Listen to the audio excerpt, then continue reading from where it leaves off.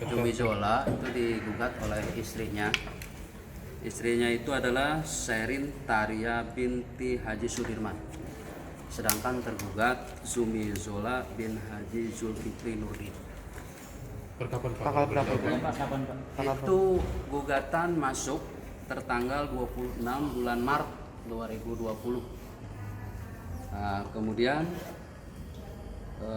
penetapan majelis hakim langsung pada hari itu juga tanggal 26 bulan Maret 2020 oleh majelis hakim mulai disidangkan tanggal 17 bulan 6 bulan Juni 2020. Kenapa?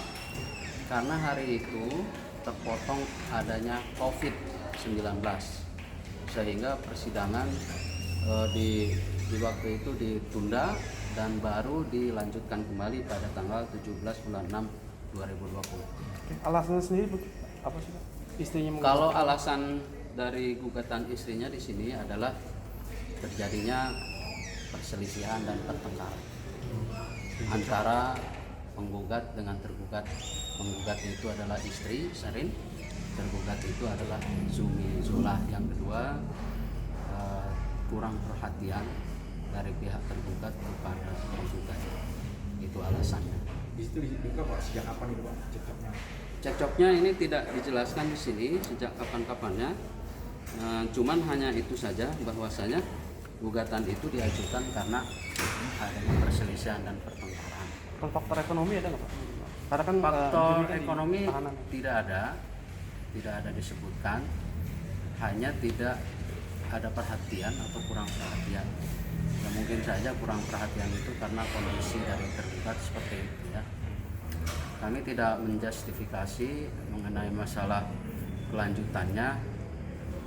Kami tidak mengarahkan tentang masalah sebab-sebab itu, hanya setelah tanggal 17, setelah sidang yang pertama 17 bulan 6 atau Juni 2020, itu majelis hakim mengarahkan ke mediasi sesuai dengan perintah peraturan Mahkamah Agung nomor 1 tahun 2016. Kenapa harus mediasi? Karena di dalam perma itu disebutkan apabila para pihak hadir di persidangan, dalam persidangan pertama hari itu tanggal 17 bulan 6 2020 itu penggugat hadir diwakili kuasa hukumnya, tergugat hadir kuasa hukumnya. Kalau gugatan itu keduanya hadir di persidangan, maka dalam pemeriksaan adalah langsung mediasi. Oleh karena tergugat ada di Bandung, mungkin mediasi itu bisa dilaksanakan melalui telekonferensi. Atau kalau tidak telekonferensi, itu pihak kuasa hukumnya mendapatkan surat kuasa istimewa dari pihak tergugat dan juga kuasa hukum penggugat dengan kuasa istimewa tersebut melaksanakan mediasi langsung di hadapan mediator Pengadilan Agama Jakarta Selatan, tidak melalui telekonferensi. Tetapi kalau menginginkan bahwasanya mediasi itu maksimal, yang terbaik adalah langsung bicara dengan telekonferensi yang dipimpin langsung oleh mediator. Dari hasil mediasi sidang kemarin Pak, agendanya gimana? Dalam sidang yang kemarin itu agendanya ditunda oleh majelis hakim adalah untuk agendanya mediasi. Tentang mediasinya kami sebagai humas belum dapat informasi kapan dilaksanakan, karena itu harus berkoordinasi dengan mediator. Mediator belum melaporkan kepada kami.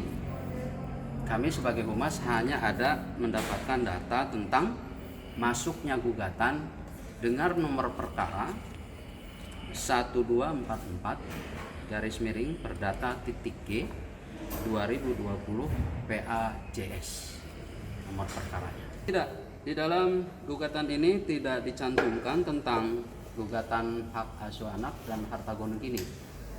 Jadi hanya gugatan cerai saja. Jadi tidak kumulasi. Kalau kumulasi itu kan gugatan cerai, gugatan hak asuh anak dan harta gonung kini. Ini di sini ansih hanya gugatan cerai saja. Tapi dalam perjalanannya ketika nanti dalam persidangan, apakah dua hal itu bisa digugat dalam persidangan nantinya? Kalau mengenai masalah gugatan, kita nanti pasti akan berpatokan dengan surat gugat ini. Kalau di dalam surat gugatan ini hanya menggugat tentang perceraiannya saja, maka itu saja yang nanti akan diperiksa oleh majelis hakim. Sedangkan kalau mengenai gugatan hak asuh anak atau gugatan harta gono ini, itu bisa diajukan dalam persidangan yang lain. Jadi ada mengajukan gugatan baru. Tapi dari pihak tergugat ada keberatan nggak?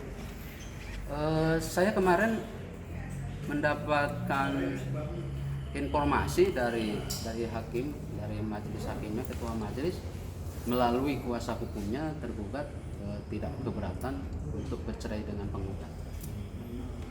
Ini informasi dari ketua majelisnya yang disampaikan kepada kami sebagai humas di Pengadilan Agama Jakarta Selatan. Berarti nggak ada upaya untuk mempertahankan ya Pak tergugat ini?